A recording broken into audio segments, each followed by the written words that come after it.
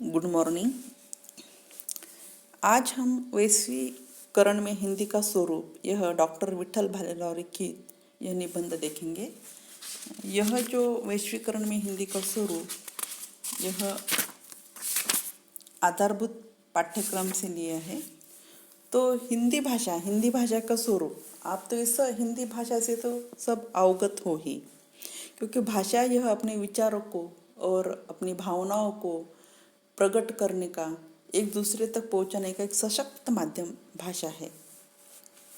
तो यह भारतवर्ष की भाषा की समस्या बहुत कठिन है, क्योंकि भाषा एक मातृभाषा, राजभाषा, अंग्रेजी, हिंदी, मराठी इस भाषाओं के माध्यम से अपना कार्य करते हैं। बोलचाल की भाषा के स्वरूप में प्रांत वाइज भाषा बोली जाती है।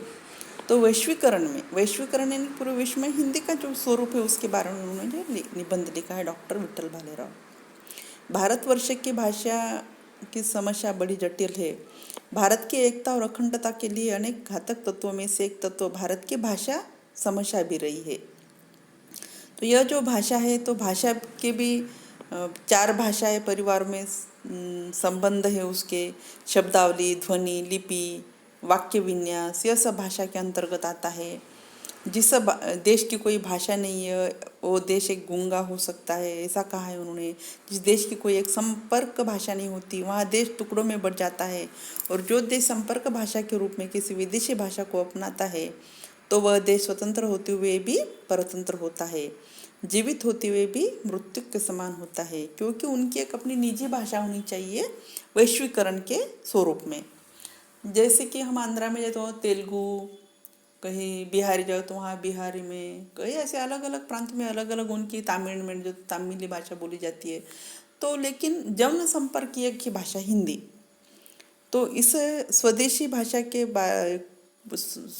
के साथ जोड़ते हुए भारतेंदु हरिश्चंद्र ने कहा है, निज भाषा उन्नति अहे सब उन्नति के मूल, बिन निज भाषा के मिटे नहीं के सूल, प्रचलित करहु जहान में निज भाषा करी जल, राज काज दरबार में फैला हो यह रत्न। अर्थात मातृभाषा की उन्नति बिना किसी भी समाज की तरक्की संभव नहीं है, क्योंकि एक भाषा का माध्यम है। अपने भाषा के माध्यम से हम अपनी मुश्किलें, हम अपनी संवेदनाएं, वेदनाएं, समस्याएं हम एक दूसरे तक पहुंचाते हैं। दो अलग अलग भाषा भी अगर रह गए, यानी कि मराठी है उसको तमिल नहीं आती, लेकिन हिंदी ऐसी भाषा है।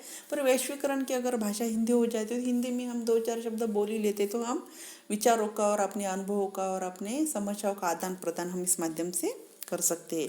राष्ट्रभाषा राष्ट्रीय विचारधारा का प्रतीक होती है वह। और अपने भारत में जो 14 सितंबर 1949 को जब संविधान सभा में राजभाषा संबंधी भाग स्वीकृत हुआ, तो संविधान सभा के अध्यक्ष डॉक्टर राजेंद्र प्रसाद ने हिंदी के संदर्भ में जो कहा वह उक्त विचार को पुष्ट करने वाली बात कही जा सकती है।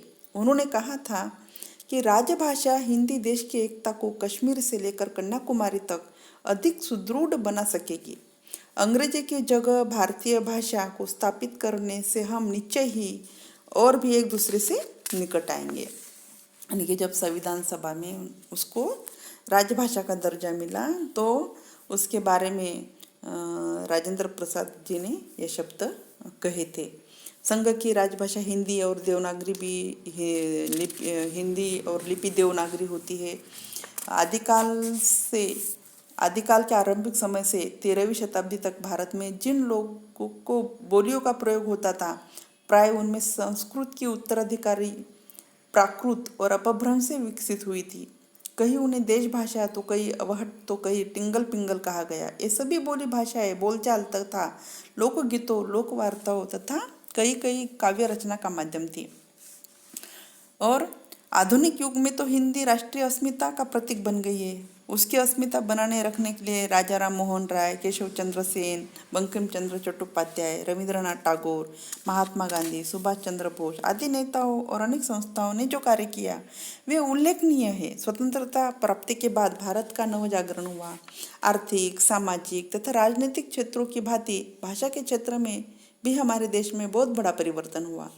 यह परिवर्तन इस तथ्य से प्रभावित होता है कि हिंदी भारतीय संविधान में राजभाषा के रूप में स्वीकृत की गई। निसंदेह हिंदी को जो गौरव प्राप्त